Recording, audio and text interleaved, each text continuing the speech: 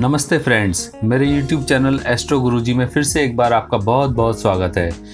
यदि आप मेरे चैनल पर पहली बार आए हैं तो सब्सक्राइब अवश्य कर लें। यकीन मानिए इसमें आपका कोई नुकसान नहीं होगा। मैं ज्योतिषाचार्य गौरव सिंह आप सभी के सामने फिर से एक बार उपस्थित हुआ हूँ एक नए वीडियो के साथ, जिसका विषय है आपकी रसोई में छुपे हैं सारे ग्रह। जी हाँ, आपने बिल्कुल ठीक सुना, आपकी रसोई में ही छुपे हैं सारे के सारे 9 ग्रह। आज के वीडियो में मैं आपको आपकी ही रसोई में उपस्थित कुछ मसालों के बारे में बताऊंगा जो कि सभी 9 ग्रहों का प्रतिनिधित्व करते हैं। आप इनका नियमित और नियंत्रित सेवन करके अपनी सभी ग्रहों को नियंत्रित कर सकते हैं।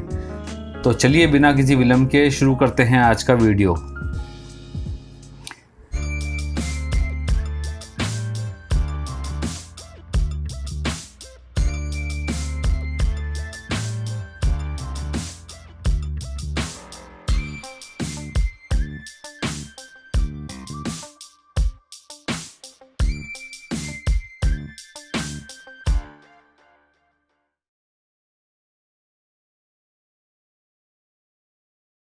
हमारे ब्रह्मांड का सबसे प्रमुख ग्रह है सूर्य, तो इनसे संबंधित मसाला भी सबसे प्रमुख होना चाहिए। जी हाँ, बिल्कुल सही पहचाना आपने। नमक सूर्य का प्रतिनिधित्व करता है। एक बार एक व्यक्ति ने पहुंचे हुए ऋषि से पूछा कि बताइए इस दुनिया में सबसे मीठी वस्तु कौन सी है। तब काफ़ी देर सोचने के बाद ऋषि बोले नमक। उस व्यक्ति ने सोचा था कि ये शायद चीनी, शक्कर, गुड़ अथवा शहद इनमें से कुछ बोलेंगे, परंतु उन्होंने बोला नमक। इस बात से वो व्यक्ति हैरान परेशान था। तब ऋषि ने समझाया कि नमक ऐसी एक वस्तु है जो कि यदि आपके भोजन में कम रह जाए तो जो भी भोजन आपको सबसे प्रिय है वो भी आपको बेसवाद लगने लगेगा तथा आपका खाने का मन भी नहीं करेगा। परंतु यदि किसी व्यंजन में मीठा थोड़ा कम रह जाए तो आपको उसकी कमी तो अनुभव होगी, परंतु इतनी नहीं कि वो व्यंजन ही व्यर्थ लगे। इसलिए सबसे प्रमुख ग्रह सूर्य का मसाला हुआ सबसे प्रमुख मसाला पिसा हुआ नमक। अब प्रश्न ये उठता है कि नमक की मात्रा को अपने भोजन में नियंत्रित कैसे करें। इसको जानने का सीधा सा तरीका है अपनी जन्म कुंडली में सूर्य की स्थिति को देखें। यदि आपके सूर्य बलवान हैं तो आप अपनी इच्छा अनुसार नमक खा सकते हैं, परंतु यदि सूर्य पीड़ित अथवा कमज़ोर हुए तो आपको नमक का सेवन कम से कम करना है। यही समीकरण बाकी बचे हुए मसालों पर भी उपयुक्त रहेगी। जब किसी भी कुंडली में सूर्य खराब होते हैं तो उसे ब्लड प्रेशर तथा हार्ट की समस्या होती ही होती है, तथा ऐसी स्थिति में डॉक्टर सबसे पहले क्या कम करने के लिए कहते हैं? जी हाँ, नमक।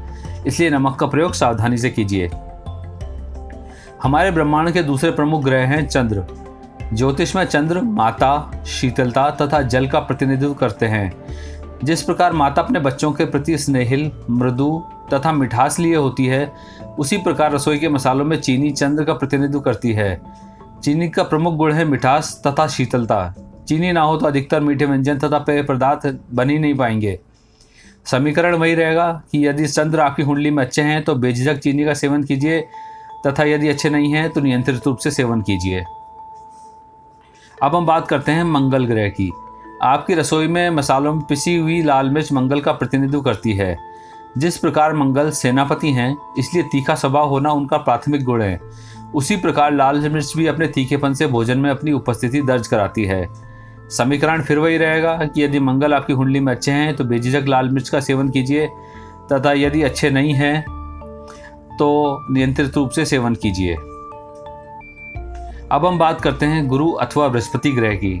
आपकी रसोई के मसालों में पिसी हुई हल्दी बृहस्पति का प्रतिनिधित्व करती है। जिस प्रकार बृहस्पति देवगुरु होने के नाते हमेशा देवों को कष्टों से बचाते हैं तथा उनके जीवन को बेहतर बनाते हैं, उसी प्रकार हल्दी अपने रोग प्रतिरोधक गुण की वजह से हमें कई रोगों से मुक्ति दिलाती है तथा हमें रोगों से लड़ने की शक्ति प्रदान करती है।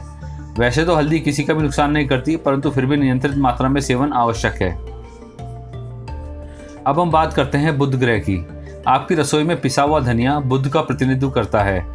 जहाँ सूर्य तथा चंद्र राजा तथा रानी हैं, वहीं बुध राजकुमार है, तथा जिस प्रकार बुध का रंग हरा होता है, इसलिए इसके मसाले का रंग भी हरा होना चाहिए। बुध ग्रह हमारे व्यापार, बुद्धि तथा वाक शक्ति को संचालित करते हैं, इसलिए इनका अच्छा होना आवश्यक है। समीकरण वही रहेगा कि यदि बुध आपकी कुंडली में अच्छे हैं तो बेझिझक धनिया का सेवन कीजिए, तथा यदि अच्छे नहीं हैं तो नियंत्रित रूप से सेवन कीजिए। अब हम बात करते हैं शुक्र ग्रह की। आपकी रसोई में मिश्री तथा सौंफ शुक्र का प्रतिनिधित्व करते हैं। मिश्री तथा सौंफ ऐसे मसाले नहीं हैं जिनका सेवन भोजन में आवश्यक हो, इसलिए इनका सेवन अलग से करना चाहिए। आप सौंफ तथा मिश्री को मिलाकर सेवन कर सकते हैं। इनका सेवन आप प्रतिदिन कितनी भी बार कर सकते हैं। ऐसा करने से आपका शुक्र बलवान बनेगा।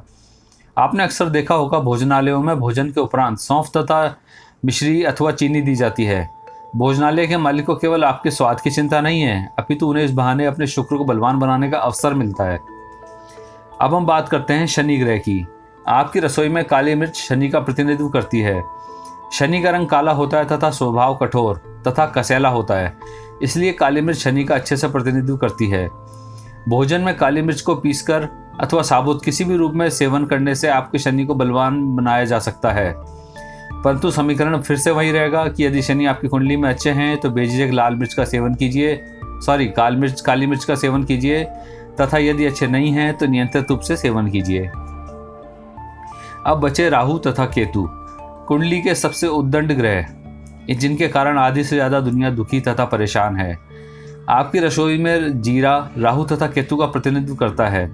यदि आप चाहते हैं कि आपके जीवन में सुख शांति तथा सौहार्द बना रहे तो जीरे का उपभोग नियमित रूप से परंतु नियंत्रित मात्रा में कीजिए। शनि को आपके जीवन में जो भी उथल पुथल मचानी होती है वो ये काम राहु तथा केतु से करवाते हैं। अब यदि आपने इन दोनों को नियंत्रित कर लिया तो समझिए आपकी आधी समस्याएं अपने आप खत्म हो जाएंगी। इसी के साथ मैं ये वीडियो यहीं समाप्त करता हूँ। आशा करता हूँ कि आपको मेरा वीडियो पसंद आया होगा। यदि पसंद आया तो लाइक अवश्य कर दीजिएगा, जिससे मुझे प्रोत्साहन मिलेगा। इस वीडियो के बारे में आप कोई भी फीडबैक देना चाहें तो बेझिझक कमेंट कर दीजिएगा। यदि आपके मन में कोई भी सवाल आए तो आप कमेंट करके पूछ सकते हैं, मैं अवश्य रिप्लाई करूँगा। मेरे ज्योतिष के ज्ञानवर्धक वीडियोस देखने के लिए एस्ट्रो गुरुजी गौरव सिंह चैनल को अभी तक सब्सक्राइब नहीं किया है तो प्लीज़ अभी सब्सक्राइब ज़रूर कर लीजिए। यदि आपको लगता है कि इस वीडियो से किसी को भी लाभ हो सकता है तो उसके साथ इस वीडियो को अवश्य शेयर कर दीजिए। मेरे वीडियो को अंत तक पूरा देखने के लिए धन्यवाद, नमस्कार तथा जय हिंद।